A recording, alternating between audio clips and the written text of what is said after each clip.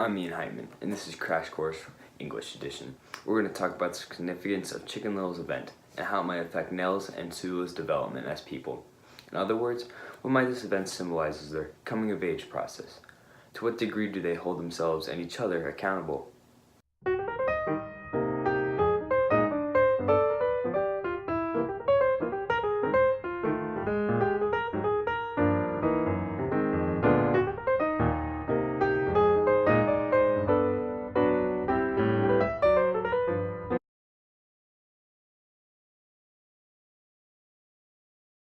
Sheila starts out in a small town in Medallion, Ohio, with two best friends that soon become enemies. They have the burden of a secret of the witness of the death of a young boy, Chicken Little. A young boy tragically falls in the water, as of, quote, page 60. Sheila picked him up by his hands and swung him outward, and then around and around. His kickers ballooned in the shrieks of frightened of joy, startled with the birds, the fat grasshoppers, when he slipped from her hands and sailed away over the water till they could not hear his bubbly laughter. The water darkened and closed quickly over his place where Chicken Little sank. The pressure of his hard, tight little fingers was still in Shula's palms as she stood, looking in the close place of the water. They expected him to come back up, laughing. Both girls stared at the wall. Nell spoke first. Somebody saw. A figure appeared briefly on the opposite side.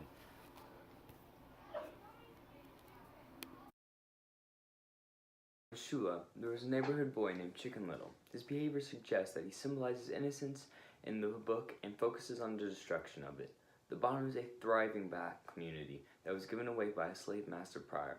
It was supposed to be a trick because the land wasn't valuable, but it turned out pretty good. After it became something nice, it became a desired because now the whites wanted to take it back and turn it into a golf course. Let's talk more about the Chicken Little incident. Let's start with Shula. After swinging the little boy from her arms into the water, she didn't tell anyone, neither did Nell, but they both felt extremely bad about it. They went from being close-knit friends to distant people. It changed them. They were so young. Shula was so young to have taken a life already. The incident changed both of them significantly as people. Shula decided to embark on her own personal journey. She takes after her mother, as many affairs, but recognizes the same boring routine everywhere. After 10 years, she returns to the bottom, where she has an affair with her childhood's best friend, husband, prompting the town to hate them. Now, this might be due to the fact that they never really addressed the incident, which they had split them or held them each other accountable for so many years.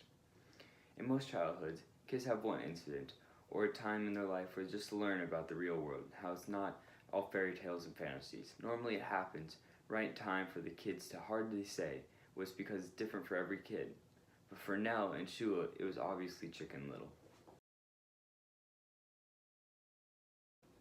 Now, let's talk about Nell. After school, she settles into the conventional lifestyle of being a housewife. She marries a guy named Jude, who later betrays her because of Sula. Nell blames Sula for the death of Chicken Little entirely, and wants to believe that she is good, so bad, that she becomes a standard housewife and attaches herself to a conventional lifestyle. But it's not until after Shula's death that she does realize she's been doing it all for all these years. Nell is not supposed to be good in the novel. It's super hard to distinguish good and evil in it because they cross paths so much. Nell and Shula are most definitely foils of each other in the novel. Nell leads a life of good, supposedly, and Shula leads a life of bad, supposedly. But they both are guilty of the death of Chicken Little, which turns them into who they are as adults.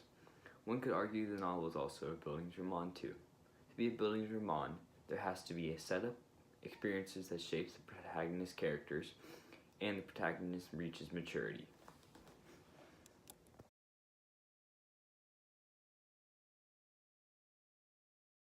The setup. We're introduced to Nell first. She grew up in strict boundaries. Her mother, Helene, makes sure Nell grows up to be polite and extremely in line. Shula, on the other hand, grows up in a boring household with her mother who sleeps with many men sometimes for money, and very relaxed rules. Food was served in big pots and dishes, often weren't done too. It's two very different worlds, but the girls come to become best friends anyway.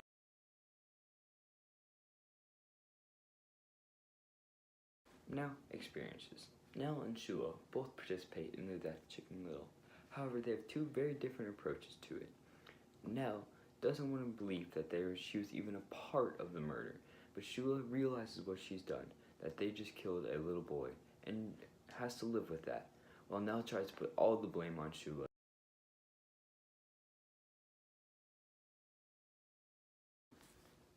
Reaching maturity, Nell gets married and realizes she is much to blame for Chicken Little as Shula, but she didn't say anything and Shula follows her heart and eventually comes back to the bottom where her and Nell reconnect.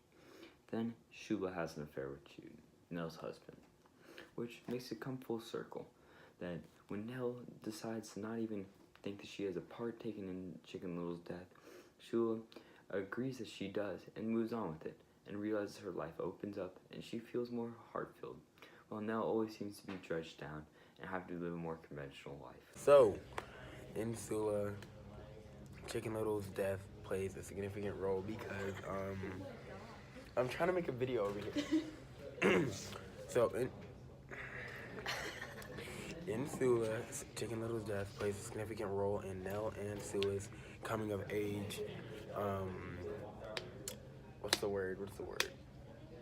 God dang it.